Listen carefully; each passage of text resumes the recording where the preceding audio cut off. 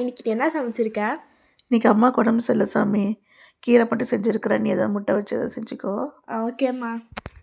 Friends, இன்றைக்கி அம்மாவுக்கு உடம்பு சரியில்லை. ஸோ அதனால் நான் தான் சமைக்க போகிறேன். ஸோ ஸ்டவ் பற்ற வச்சு பேனில் ஒரு 3 ஸ்பூன் ஆயில் விட்டு அது நல்லா ஹீட் ஆகிற வரைக்கும் வெயிட் பண்ணலாம்.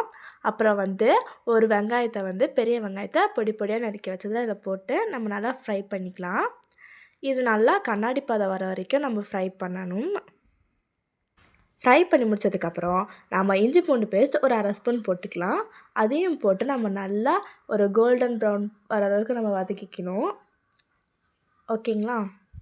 ஸோ நல்லா வதங்கிடுச்சு. அண்ட் நெக்ஸ்ட்டு நம்ம ஒரு தக்காளியும் இதில் போட்டு நம்ம நல்லா வதக்கிக்கலாம். இது நல்லா வதந்ததுக்கப்புறம் நம்ம இதில் கல் உப்பு போட்டுடலாம். அதையும் போட்டு நம்ம நல்லா வதக்கலாம். இது வதங்கினதுக்கப்புறம் நம்ம 1/2 ஸ்பூன் மிளகாத்தூள், அப்புறம் நம்ம 3/4 ஸ்பூன் சிக்கன் மசாலா தூள் போட்டு நம்ம நல்லா வதக்கலாம். இதெல்லாம் வதக்கி முடிச்சுட்டு நம்ம நல்லா எண்ணெய் பிரியிற அளவுக்கு வெயிட் பண்ணிடலாம். நம்ம மூடி போட்டுட்டு பிரிஞ்சு வந்ததுக்கப்புறம் நம்ம கொஞ்சமாக தண்ணி தெளிச்சிட்டு திரும்ப நம்ம நல்லா மிக்ஸ் பண்ணிவிட்டு நம்ம மூடி போட்டுட்டு ஒரு 2 to 5 மினிட்ஸ் நம்ம வெயிட் பண்ணிடலாம். ஸோ இது இப்போ நல்லா வெந்துருச்சு. அண்ட் லைட்டாக நான் கருக்கிட்டேன். ஸோ நீங்கள் அதை கரெக்டாக பார்த்து மேனேஜ் பண்ணிக்கோங்க. ஸோ இப்போ நம்ம நல்லா வதக்கி விட்டுட்டு நான் மொத்தம் 4 முட்டைக்கான அளவு தான் இப்போ நான் முன்ன சொல்லியிருந்தேன். ஸோ இப்போ நான் முட்டையை ஒரு பவுலில் உடச்சி ஊற்றினேன். ஸோ எனக்கு நான் அழகாக ரவுண்டாக வரும்னு பார்த்தேன். அது எனக்கு லாஸ்ட்டாக தோசை மாதிரி தான் வந்துச்சு.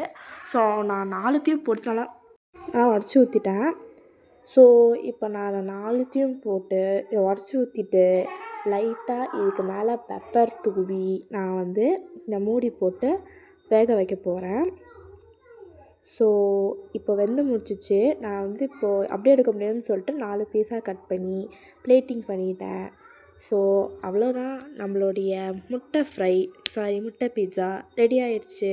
இதை நீங்கள் வச்சு சாப்பிட்டிங்கன்னா சூப்பர் டேஸ்ட்டாக இருக்கும். ஸோ மறக்காமல் ட்ரை பண்ணி பாருங்கள். பாய்.